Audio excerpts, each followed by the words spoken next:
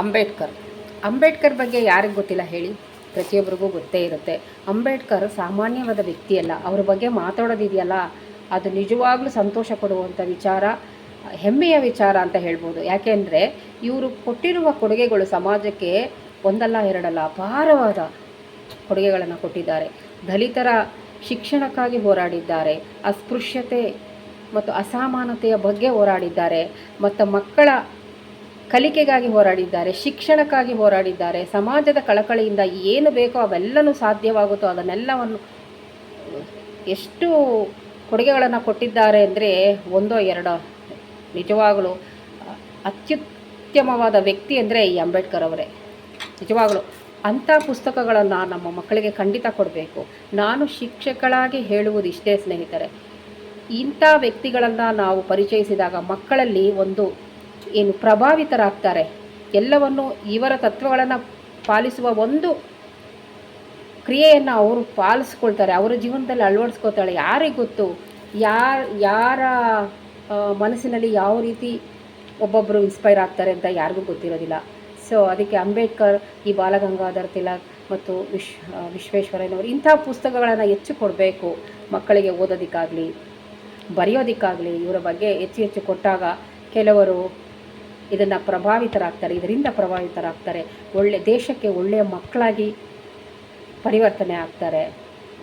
ಹಾಗೆ ಇವರು ಕೊಲಂಬಿಯಾ ವಿಶ್ವವಿದ್ಯಾನಿಲಯದ ಮತ್ತು ಸ್ಕೂಲ್ ಆಫ್ ಎಕನಾಮಿಕ್ಸ್ ಡಾಕ್ಟರೇಟ್ ಪಡೆದ ವ್ಯಕ್ತಿ, PhDಯಲ್ಲಿ ಪಡೆದ ಮೊದಲನೇ ವಿದ್ಯಾರ್ಥಿಯಾಗಿರ್ತಾರೆ. ಮೊದಲನೇ ಭಾರತೀಯ ವಿದ್ಯಾವಂತ, ಸ್ವತಂತ್ರ ಭಾರತದ ಮೊದಲ ಕಾನೂನು ಮತ್ತು ನ್ಯಾಯ ಸಚಿವರಾಗಿ ಸೇವೆ ಸಲ್ಲಿಸ್ತಾರೆ. ಮತ್ತು ಮಹಾಡ್ ಸತ್ಯಾಗ್ರಹದಲ್ಲಿ ನೀರಿನ ಹಕ್ಕು ಬಾಧ್ಯತೆ, ಹಾಗೆ ಅಸಮಾನತೆ ಮತ್ತು ದಲಿತರ ಶಿಕ್ಷಣಕ್ಕೆ ಬಹಳ ಹೋರಾಡಿದ್ದಾರೆ. ಇಂತಹ ಮಹಾನ್ ವ್ಯಕ್ತಿ ಬಗ್ಗೆ ಮಾತಾಡಬೇಕು ಅಂದರೆ ನಿಜವಾಗ್ಲೂ ಸಂತೋಷ ಕೊಡುವ ವಿಚಾರನೇ ಆಗಿರುತ್ತೆ. ಇವರ ಕೊಡುಗೆಗಳು ಒಂದಲ್ಲ ಎರಡಲ್ಲ, ಸಾವಿರಾರು ಕೊಡುಗೆಗಳನ್ನು ಕೊಟ್ಟಿದ್ದಾರೆ. ಎಷ್ಟು ಸಾಮಾಜಿಕ ಕಳಕಳಿ ಇತ್ತು ಅಂದರೆ ಅದನ್ನು ನಾವು ಯಾವತ್ತೂ ಮರೆಯೋದಕ್ಕೆ ಆಗೋದಿಲ್ಲ. ಇವರು ಇತಿಹಾಸ ಪುಟದಲ್ಲಿ ಯಾಕೆ ಹೆಸರಾಗ್ತಾರೆ ಅಂತಂದರೆ ಇಂಥ ಒಂದು ಒಳ್ಳೆಯ ವ್ಯಕ್ತಿತ್ವ ಇರೋದಕ್ಕೆ ಅವರು ಇತಿಹಾಸ ಪುಟದಲ್ಲಿ ಒಂದು ಪುಟ ಹಾಕ್ತಾರೆ. ಅಷ್ಟಾಗದೇ ಇದ್ದರೂ ಅದನ್ನು ಫಾಲೋ ಮಾಡುವಂಥ ಶಕ್ತಿ ಅದು ನಮ್ಮಲ್ಲಿರಬೇಕು. ನವ ಯುವಕರಿಗೆ, ಈಗ ಬೆಳೆಯುವ ಮಕ್ಕಳಿಗೆ ಇಂಥ ಪುಸ್ತಕಗಳನ್ನು ಹೆಚ್ಚು ಕೊಡಬೇಕು ಅನ್ನೋದೇ ನನ್ನ ಆಸೆ ಸ್ನೇಹಿತರೆ. ಮತ್ತು ಅಸ್ಪೃಶ್ಯತೆ, ಜಾತಿ ಪದ್ಧತಿ, ಸಾಮಾಜಿಕ ಅಸಮಾನತೆ ಬಗ್ಗೆ ಹೋರಾಡ್ತಾರೆ. ದಲಿತ ವರ್ಗದ ಬಗ್ಗೆ ಹಕ್ಕುಗಳಿಗೆ ಬಹಳ ಶ್ರಮಿಸ್ತಾರೆ. ಶಿಕ್ಷಕರಾಗಿ, ಸಂಘಟಿತರಾಗಿ ಹೋರಾಡಿ ಪ್ರಸಿದ್ಧ ಸಂದೇಶರಾಗಿದ್ದಾರೆ. ಮೊದಲು ಅವ್ರು ಏನು ಹೇಳ್ತಾರೆ ಅಂದರೆ ಶಿಕ್ಷಿತರಾಗಿ, ಸಂಘಟಿತರಾಗಿ ಹೋರಾಡಿ ಅನ್ನೋದೇ ಅವರು ಲೋಗೋ ಆಗಿರುತ್ತೆ ಸ್ನೇಹಿತರೆ.